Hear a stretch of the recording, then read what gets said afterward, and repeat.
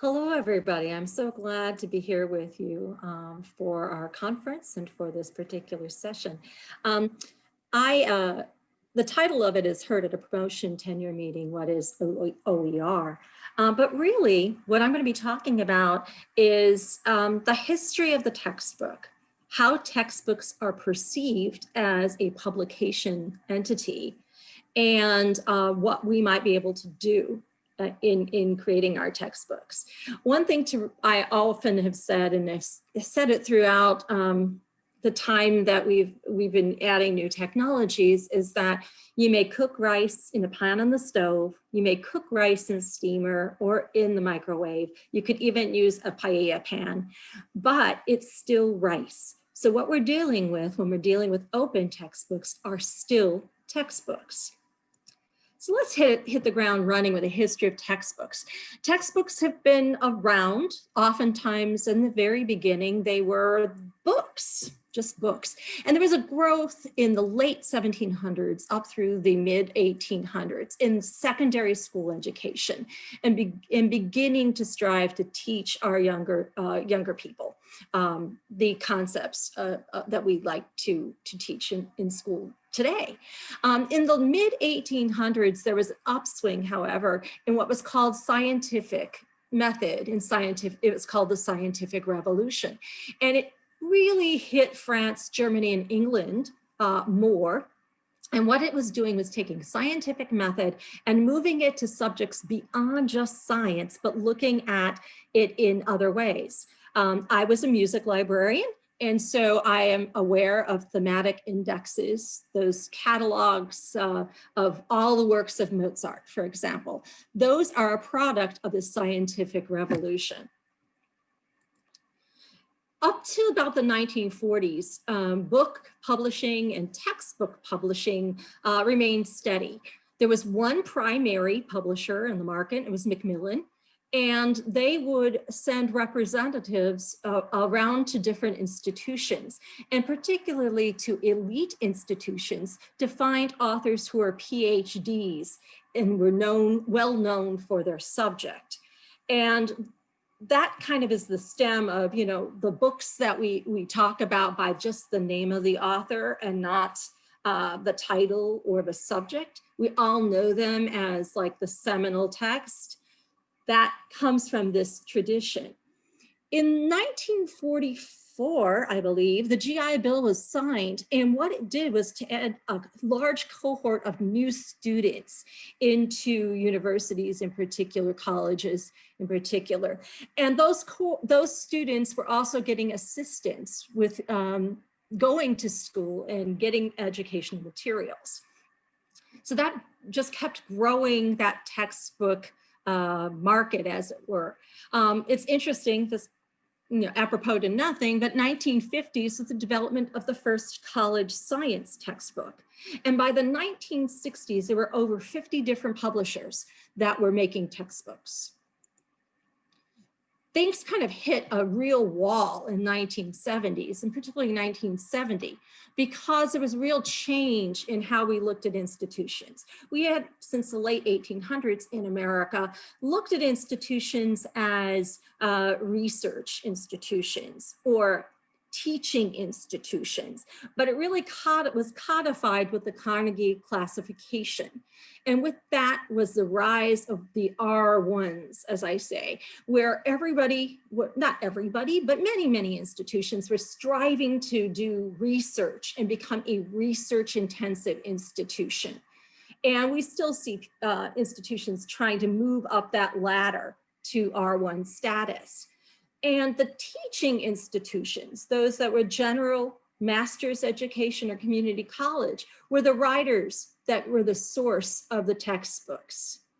R1s wanted to do research and research in the form of journal articles, and they left the writing of the textbooks to people who were not doing heavy research. There was an increase of the cost of marketing textbooks and a huge burgeoning used book market and dedicated buyback promotions. I went to college in the late 70s, and I remember that my chemistry textbook, I tried to sell it because I really disliked it, and they would only offer me 25 cents, and I just didn't think that was worth selling the book for that. So I still have it. But their new technologies were developed, and with those technologies grew course packs. And I think most of us will know what a course pack is, but just in case, that was the compilation of articles and book chapters, etc., that were printed, usually at your bookstore or in Kinko's was very popular in those days, to make a spiral bound product. And that and the used book network saw publishers believe they were seeing diminished products from both of those, and diminished profits rather from both of those. And the shift came from all these publishers going out to individual schools and trying to find authors in that way. They still do that to some extent, but it really moved to author proposals and meeting authors at conferences. So what we saw was a diminishment of the scholar textbook writer, and the feeling that the people who are writing the textbooks are the teachers, not the discipline specific individuals. And there was a great dissatisfaction of the content of textbooks. That was apparent in K-12 education in those days. By 1990s, the textbook market had really fallen back and dropped. And so textbook publishers started looking for ways to make their textbooks more value added. And that was with the increase of use and development of ancillary materials, such as test banks and you know what I'm talking about, right? These different kinds of things that we create, slide sets. So they were aimed at ease for the adopting instructor. So there will be more adoptions of a textbook because of all these things that are around. And there were reports of as many as 100 separate ancillary items for an individual textbook, which I can't even imagine trying to learn 100 separate ancillary items and use them. But it was attractive, it raised the price of textbooks, and indeed ancillary materials accounted for 50% of the entire cost of a textbook. So I'm going to move ahead to OERs. OERs, especially open textbooks, are indeed a new development within the textbook industry itself. There were lots and lots of things written in the 90s, 80s, 90s about the ills of textbooks. Textbooks are commodities, not scholarship. And this is particular because in the effect of trying to make a product that was viable and sellable, the editing of the book itself would make the book less timely, less fewer new theories were being established, etc. So they were no longer cutting edge, but just regurgitating stuff that we already knew. And 2009, I just love this article title. You don't even have to read the article because you know what it's getting at. Physics Textbook Writing, Medieval Monastic Mimicry. That tells you how well this physics writer perceived textbooks as far as scholarship. And again, there was a sense of a lack of scholarship on the author's part. So, you know, the stink of the textbook moves to the people who create it. And indeed, throughout that same period, you hear it's academic suicide to write a textbook. Don't do it before you get tenure. You need to focus on your research scholarship. And again, a great quote I found in an article in 2009, only one notch above Deadwood faculty are those who have turned to writing textbooks. Not too much respect there. So let's look at the data that shows how important textbooks are to the research and your scholarship in P&T. I'm just going to run through these, giving you some general ideas. In 1993, there was a general research study that was done on faculty perceptions of writing college level textbooks. And you see in this particular study that faculty themselves don't have a great opinion of textbooks. Department heads have a better take on textbooks, and you'll see this throughout the literature, that the department heads, the provosts, and the faculty have very differing views, with the department head usually being more positive than the faculty they lead. In 1983, an accounting study which showed that textbooks are in the middle of the pack and is assigned a 7.5 rank, with journal articles and theoretical empirical studies, etc., leading it. But we're still, with textbooks, better than, say, community service. Business, 1985. Textbooks, this is the percentage of people who agreed that textbooks were important or highly important. And another theme is shown here, where textbook writing is considered more highly in institutions that are smaller, in the teaching institutions and the non-research institutions. And even then, they're not put specifically high in the ranking. Marketing. I find this interesting because, again, it shows very clearly that textbooks lie in the middle of the spectrum. They're not as good as a journal article, but they're still better than work in progress. Social work. I like this one because we're looking at how textbooks fall within the realm of books. And in social work in '86, a study was done that basically says that textbooks are, again, in the middle of the pack, that they, compared to other books, they are not compared favorably. And finally, this another research on social work indicates that peer review and non-peer review on everything seems to make more sense and give more credence to the scholarship than not peer reviewed. And that's another theme.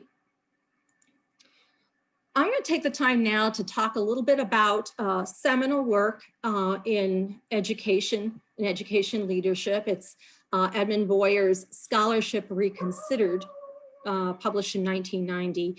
He was involved with the Carnegie and Carnegie schools, and he promoted basically that in research institutions, that scholarship of textbooks and scholarship in general did not favor well compared to research and quantitative research, etc. So he suggested that the scholarship be divided into several different categories and be evaluated in tenure and promotion with those 4 categories. One is the scholarship of discovery. That is the research that we've been talking about. Integration, which many people would put textbooks, application, and teaching, another place where we might consider textbooks. So again, are we fish or fowl? Are textbooks research, integration, or teaching? And that has ramifications for promotion and tenure. What followed Boyer's publication was that many schools, four-year institutions, started looking at their tenure and promotion documents. And at the same time, there was a growth of the literature of scholarship and teaching, and learning. It's interesting because that scholarship is what we provide. Many of our OER metrics fall into that. How are students using the books? How are people teaching with the books? What is the implication in their career and staying in school? But it's interesting that the scholarship of teaching and learning does not include textbook creation very often. It's using the textbook, not making the textbook. We saw a growth of teaching academies and support centers. And again, these places focus on teaching qualities and values and rubric making, etc. And they don't really think of textbook creation as a main focus of theirs. We see the rise of student assessment of classroom teaching. And we see some institutions that have incorporated more than one track to tenure. And this is very interesting. I need to do more research on this. And it's the University of British Columbia has educational leadership stream so that you could take two paths to tenure, one through education and one through research. I think that's fascinating and very appealing to me. And finally, we've been applying and including OA and OER concepts in campus statements and documents. But again, that's focusing on the openness. It's focusing on sharing the scholarship, possibly saving the money, which many of our states wish us to do, but does not really get into the goal of the textbook and teaching. So in the eyes of P&T committees, a textbook is still a textbook. It's rice. What do we do? We do a lot of things that diminish the scholarship of creating textbooks ourselves. And I'm talking about the larger academic community. We badmouth the textbooks that are being used and do that not only to each other, but to the students that are using them. We don't integrate textbooks properly into classes. Reading is not required. And the textbook is still considered a commodity and not a partner in our pedagogical practices. Now, we're trying to change that with the OER movement, and we're doing a good job of that, but still, textbooks have this history, a very, very long history of being dissed, basically, in the community's conversation. And so we continue to devaluate teaching activities and products, particularly in those research organizations. So I have some food for thought. I don't know, it might be rice too. But I'm bringing these things to you as possibilities of how we can start moving the direction of textbooks, not only to new technologies and openness, but also to scholarship. One, we should think about developing peer review. Peer review does seem to be the main focus of why journal articles are really good, along with their timeliness, etc. And so we see peer review in its post-publication form in the Open Textbook Network, and we also see pre-publication form in the Rebus community. And so it'd be good to incorporate, when we can, a peer review process. We need to find ways to cultivate our OER representatives and get them on some key committees to promote the role of textbooks and technology in tenure and promotion decisions. Just a side note, technology happens to have the same bad connotation as does textbooks. So putting the two together does not make one. It still creates a disincentive. We also need to get our OER representatives in those core curricula committees, get people who are aware of these activities in those. We need to work with our authors and potential authors to identify departmental biases against textbook creation and create good copy to try to explain why textbooks are scholarship. Promote the work of our textbook writers to the campus communities, especially the work that they have done that is original, unique, or pushing the limits of what a textbook can do. And provide new metrics, develop them. I'm sorry, I don't really know what those would be, but that support textbook authorship as opposed to textbook use.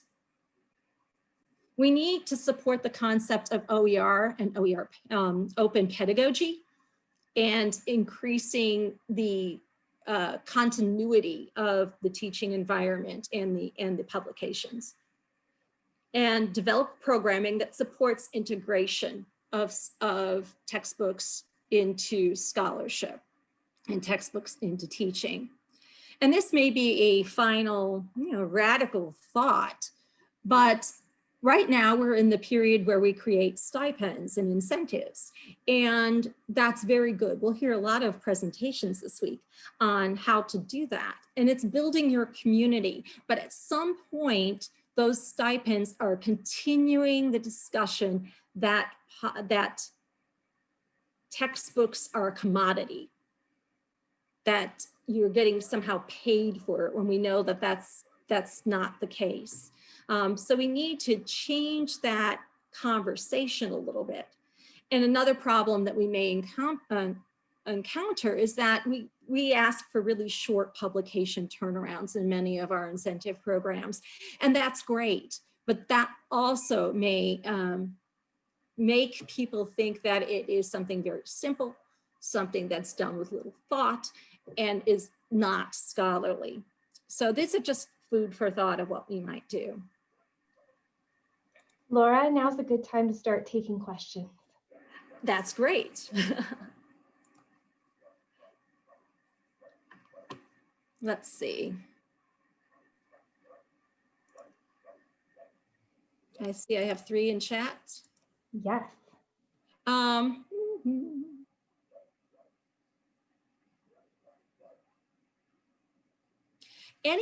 Okay, the first thing I see is, are there any ideas for facilitating peer review when our textbook is integrated into the structure of an online LMS course, not a textbook like OpenStax? I think I would look towards the Rebus community for how they're integrating that. The peer review, a peer review that is done pre-publication has many more opportunities, I think, for the work of others to look at peer review before it gets all the way through the process. So I would suggest that. Of course, when we're thinking about doing peer review pre-publication can take a lot of time when considered in trying to process something quickly. I have another question. If textbook creation is already disrespected in PMT, does the elimination of the imprimatur of a publisher in OER exacerbate the problem? I do believe that it is doing that. And so, I would say from looking at things that we have to ensure that we as institutions can create an imprimatur within ourselves, meaning that we all know the value of the MIT textbooks. We know the value of those things. So we have to, because it's not a publishing empire doing it, it's us. I think we probably do need to look at how we can create a label, as it were, that has value and is judged to be useful. That's a great time, Laura, for me to break in and say that we have reached the end of our session. So I'm going to stop the recording at this time. However, you are all welcome to stay in this meeting for up to another 15 minutes to continue this excellent discussion. Thank you all very, very much.